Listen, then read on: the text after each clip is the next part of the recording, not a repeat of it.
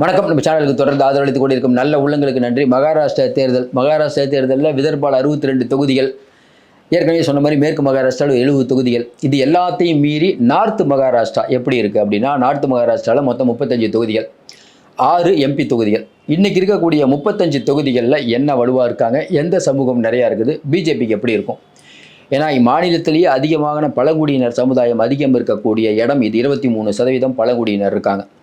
அந்த பழங்குடியினரில் என்ன பிரச்சனைனா, தன்கர் சமூகத்தை பழங்குடியினரில் நாங்கள் சேர்ப்போம் அப்படின்னு தன்கர் சமூகத்துக்கு மோடி கொடுத்த வாக்குறுதி இன்றைக்கி பழங்குடியினர் மத்தியில் பெரிய எதிர்ப்பு வந்திருக்கு. ஏன்னா மற்ற எல்லா ரீஜன்லேயும் மராத்வாடா மக்கள் அதிகம், இங்கே பழங்குடியினர் அதிகம். அதையும் தாண்டி இஸ்லாமியர்கள் போன தடவை பார்த்தீங்கன்னா நாசிக் தொகுதி, இந்த நாசிக் தொகுதியை ரொம்ப குறிப்பிட்டு ஏன் சொல்கிறோம்னா, இந்த தொகுதியை பொறுத்த வரைக்கும் போன தடவை மாலேகான் தொகுதி, நாசிக்கில் இருக்கக்கூடிய மாலேகான் தொகுதி, நாசிக்கில் மொத்தம் 6 தொகுதி. அதில் மாலேகான்கிற ஒரே ஒரு சட்டமன்ற தொகுதியில் மட்டும் காங்கிரஸ் லீடு எடுக்குது. அந்த லீடிங்கு, அந்த ஒரு தொகுதியில் எடுத்த லீடுனால காங்கிரஸ் ஜெயிக்குது நாசிய தொகுதியில். ஏன்னா மொத்தம் இருக்க வாக்காளர்களை 88% பேர் காங்கிரஸ் ஓட்டு போட்டாங்க. ஏன்னா இஸ்லாமிய மக்கள் அப்படியே ஓட்டு போட்டாங்க. அப்போ 6 சட்டமன்றத்தில் ஒரே ஒரு மாலேகான் சட்டமன்ற இடத்துல மட்டும் லீடு எடுத்த காங்கிரஸ் அந்த தொகுதியை கைப்பற்றுது. ஏன்னா முஸ்லீம் ஓட்டு. அதனால் இந்த ஏரியாவை பற்றி நம்ம புரிஞ்சுக்கணும். இன்னும் குறிப்பாக பார்த்தீங்கன்னா, இங்கே திராட்சை சாகுபடி, வாழை சாகுபடி இதெல்லாம் பெரும்பாலும் நிறையா பண்ணிகிட்ருக்காங்க.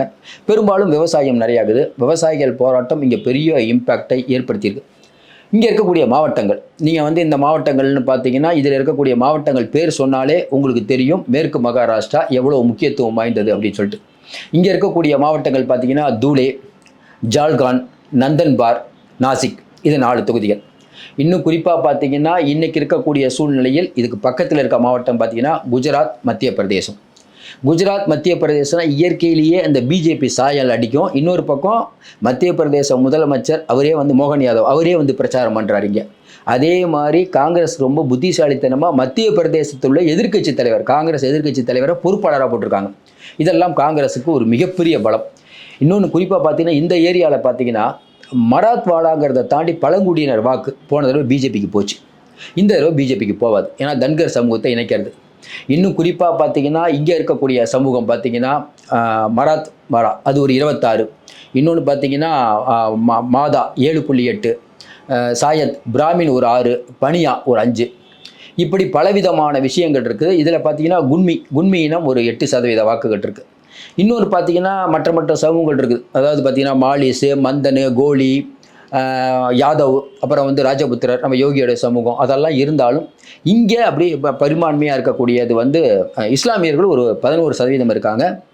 எஸ்டி அது ஒரு 11 இது இருக்காங்க. ஆனால் எல்லாத்தையும் தாண்டி உங்களுக்கு அதிகமாக இருக்கிறது பழங்குடியினர். இப்படிப்பட்ட சூழ்நிலையில் 2019 பார்த்தீங்கன்னா பிஜேபி மொத்தமாக இருக்காங்க. அவங்க 2 பேரும், அதாவது சிவசேனா உத்தவ் தாக்கரேவும் பிஜேபி 2 பேரும் பார்த்தீங்கன்னா 19 சீட்டில் ஜெயிக்கிறாங்க. 2019 சட்டமன்ற தேர்தலில் 35 தொகுதியில் 19 பிஜேபி கூட்டணி தான். மிச்ச தொகுதி 12 தொகுதி தான் காங்கிரஸும் என்சிபியும், சரத்பவார். இதில் பிஜேபி பார்த்தீங்கன்னா ஏற்கனவே 13 தொகுதி ஜெயிக்கிறாங்க. இன்னும் குறிப்பாக பார்த்தீங்கன்னா இந்த 12 தொகுதி அது நம்ம காங்கிரஸும் நம்ம என்சிபியும் 12 தொகுதி ஜெயிக்கிறாங்க. இன்னும் குறிப்பாக பார்த்தீங்கன்னா இதில் போன தடவை நடந்த எம்பி தேர்தல் 2ல் பிஜேபி, காங்கிரஸ் 2, உத்தவ் 1, சரத்பவார் 1. சரி, இதில் என்ன நடந்திருக்குது, ஏன் பிஜேபி 2 ஆச்சு அப்படின்னா, ஏன்னா பெரும்பான்மையாக இருக்கிறது 6, அதில் கிட்டத்தட்ட பார்த்தீங்கன்னா 4 தொகுதியை இந்தியா கூட்டணி ஜெயிச்சிருச்சு. மிச்சம் இருக்கக்கூடிய 2 தொகுதி மட்டும்தான் பிஜேபிகிட்ட போகுது. அப்போ எம்பி எலெக்ஷனில் இங்கே விவசாயிகள் அப்படிங்கிறவங்க பிஜேபிக்கு எதிர்த்து வாக்களிச்சிருக்காங்க, பழங்குடியினர் பிஜேபிக்கு எதிராக வாக்களிச்சிருக்காங்க. அதற்கு காரணம் ராகுல் காந்தி பழங்குடியினருக்கான உரிமை மறுக்கப்படுது, ஆதிவாசின்னு சொல்லி அவங்களை கேவலப்படுத்துறீங்க, திரௌபதி முர்முக்கு நீங்கள் உரிய அங்கீகாரத்தை கொடுக்கல அப்படிங்கிற ஒரு பெரிய ஒரு வாதம். இன்னொரு பக்கம் பிஜேபி சொன்ன வாதம், அதாவது காங்கிரஸ் இடஒதுக்கீடு எடுத்து முஸ்லீம்கள்கிட்ட கொடுப்பாங்கிறது பெருசாக ஈடுபடாது, இல்லைன்னா பழங்குடியினர் ஓட்டு போட்டிருப்பாங்களே. இன்னும் குறிப்பாக பார்த்தீங்கன்னா இன்றைக்கி இருக்கக்கூடிய சூழ்நிலையில் போன எம்பி எலெக்ஷனை கணக்கு பண்ணி பார்த்தோம்னா, போன எம்பி எலெக்ஷனில் காங்கிரஸ் பிஜேபி ஜெயிச்சதில் அதில் பார்த்தீங்கன்னா காங்கிரஸ் 5 தொகுதியில் லீடு எடுக்குது, உத்தவ் தாக்கரே 4 தொகுதியில் லீடு எடுக்கிறார், சரத்பவார் 4 தொகுதியில் லீடு எடுக்கிறார். இப்படி பார்த்தீங்கன்னா ஏற்கனவே காங்கிரஸ் ஜெயிச்சதை விட ஒரு தொகுதி அதிகம்தான். அப்போ இன்றைக்கி இருக்கக்கூடிய சூழ்நிலையில் 5 தொகுதியில் பிஜேபி லீடு எடுக்குது இங்கே போன எம்பியில். இன்னும் குறிப்பாக சொல்லணும்னா மாலேகான் சென்ட்ரல் நம்ம ஏற்கனவே சொன்ன மாதிரி அங்கே காங்கிரஸ் அந்த ஒரு தொகுதியில் லீடு எடுக்குது. இப்படி இருக்கக்கூடிய சூழ்நிலையில் இந்த 35 தொகுதியில் இன்றைக்கி நிலவரம் என்னென்னு பார்த்தீங்கன்னா ஆர்எஸ்எஸ் முழுக்க களமிறங்கிட்டாங்க. ஒரு பக்கம் குஜராத் அங்கேருந்து எல்லா ஆளுங்களாம் வந்துட்டாங்க, மத்திய பிரதேசிலேருந்து பிஜேபிக்காரன் வந்துட்டாங்க. அப்போ இந்த மாவட்டம் முழுவதும் எப்படியும் ஜெயிக்கணும். ஏன்னா விதர்பால 62 அப்படின்னா கண்டிப்பாக வந்து பிஜேபி வந்து ஜெயிக்கிறதுக்கான வாய்ப்பு இல்லை. மேற்கு மகாராஷ்டிரா 70 தொகுதி வாய்ப்பு இல்லை. சரி, மும்பையில் இருக்கக்கூடிய 36 தொகுதி அங்கேயும் கவுத்து விட்ருவாங்கங்கிற ஒரு சந்தேகம் இன்றைக்கி பிஜேபி இருக்குது. நீங்கள் சொல்கிறத பார்த்தா என்னங்க எல்லாமே கவுத்து விட்டுச்சுன்னா சர்க்கரை பெல்ட்டில் ஒன்றும் முடியாது. ஆக்சுவலாக இந்த பெல்ட் என்னென்னா வந்து வெங்காய பெல்ட், வெங்காய ஏற்றுமதி நிறையா பண்ணிகிட்டு இருக்காங்க. நம்ம ஏற்கனவே சொன்ன மாதிரி கொங்கன் ஆகட்டும், மேற்கு மகாராஷ்டிரா ஆகட்டும், மராத்வாடா ஆகட்டும், விதர்பா ஆகட்டும், மகாராஷ்டிரா வடக்கு மகாராஷ்டிரா அங்கெல்லாம் வந்து வடக்கு மகாராஷ்டிரா ஓரளவுக்கு நம்பிக்கை. ஆனால் என்னென்னா விதர்பால அவங்க கை கொடுக்கணும். விதர்பால பார்த்தீங்கன்னா அமராவதி, சத்ரபுத்து, நாக்பூர், வர்தா இந்த ஏரியாலாம் பார்த்தீங்கன்னா ரொம்ப கஷ்டம். இன்றைக்கி இருக்கக்கூடிய நிலைமையில் இந்தியா கூட்டணி அடித்து விளையாடுதுன்னே சொல்லலாம். இன்னும் குறிப்பாக சொல்லணும்னா ஏற்கனவே நம்ம சொன்ன மாதிரி விதர்பாவை யார் ஜெயிக்கிறாங்களோ அவங்க தான் வந்து மகாராஷ்டிராக்குள்ளே நுழைய முடியும்.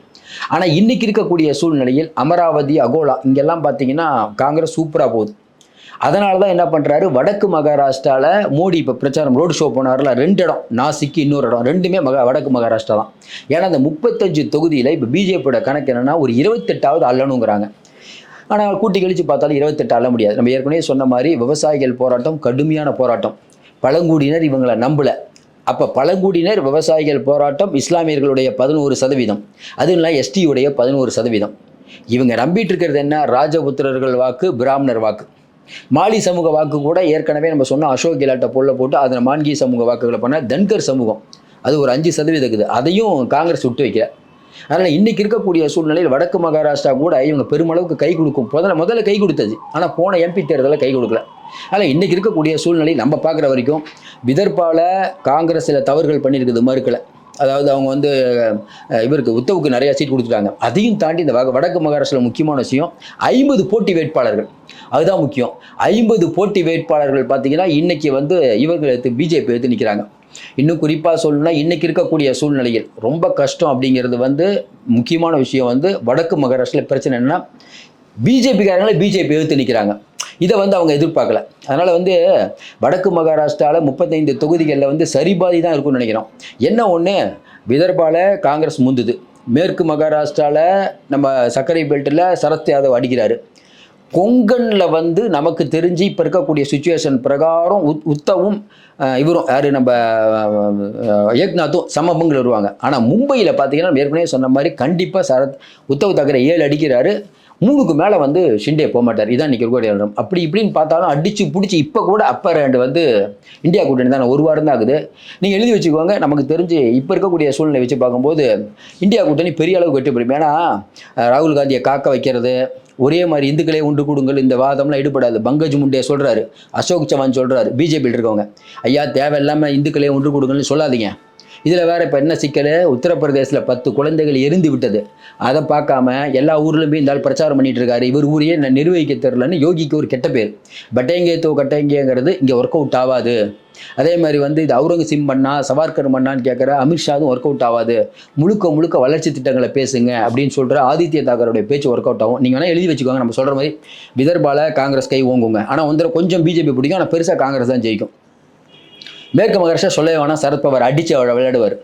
கொங்கனில் நமக்கு தெரிஞ்சு 2 பேருக்கும் சரி போட்டி இருக்கும். மும்பையிலையும் சரியான போட்டி தான் இருக்கும். வடக்கு மகாராஷ்டிராவை பொறுத்த வரைக்கும் சரி போட்டி.